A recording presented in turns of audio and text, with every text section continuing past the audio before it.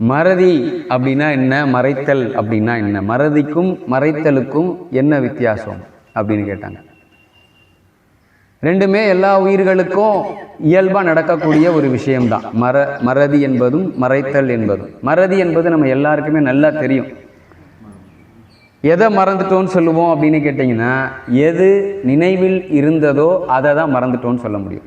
எது நம்மால் அறியப்பட்டதோ, எது நம்மால் இறைவன் நமக்கு புரிய வைத்தானோ அது கொஞ்ச காலத்துக்கு அப்புறம் நினைவில் இல்லை அப்படின்னா அதுக்கு பேர் நம்ம என்னன்னு சொல்லிடுவோம், மறந்துட்டேன் அப்படின்றத சொல்லுவோம். இறைவன் நமக்கு காண்பித்து ஒரு விஷயம் நம்மிடம் இருந்து விலகி போகிறது என்றால் அதற்கு பெயர் என்னது அப்படின்னு கேட்டிங்கன்னா மறதி. இறைவன் என்ன பண்ணார், அதை காண்பிச்சிட்டார் நமக்கு.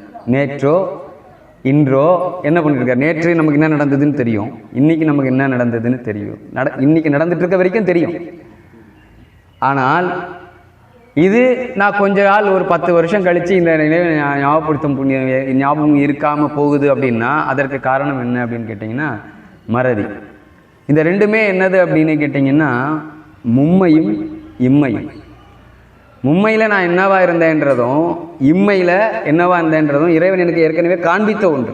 இம்மையில் என்னவா இருக்கேன்றதை ஒவ்வொரு நாளும் காமிச்சிட்டு தான் இருக்கார். இம்மைனா இந்த பிறப்பு. மறதி என்பது இறைவன் நமக்கு ஊட்டிய மும்மையும் இம்மையும். மறைத்தல் என்பது என்னது அப்படின்னு கேட்டிங்கன்னா நாளைக்கு என்ன நடக்க போகுது அப்படின்றத நம்ம என்னதான் திட்டமிட்டு இருந்தாலும் நாளைக்கு என்ன நடக்குமோ அதான் நடக்கும். நீங்கள் திட்டமிட்டது 100% அப்படியே நடந்துருமா அப்படின்னு கேட்டால் இல்லை. எல்லாருக்கும் நடக்குமான்னு கேட்டால் இல்லை. அப்போ நாளை என்பது யார் கையில் இருக்குது அப்படின்னு கேட்டிங்கன்னா இறைவனிடத்தில் இருக்குது. அவன் தான் என்ன பண்ணுறான், அடுத்த நாள். அதனால தான் அவன் பேர் காலகாலன். மும்மையும் இம்மையும் நம்ம என்ன பண்ணிடுறோம் அப்படின்னு கேட்டிங்கன்னா மறந்து வாழ்கிறோம். அது மறதி.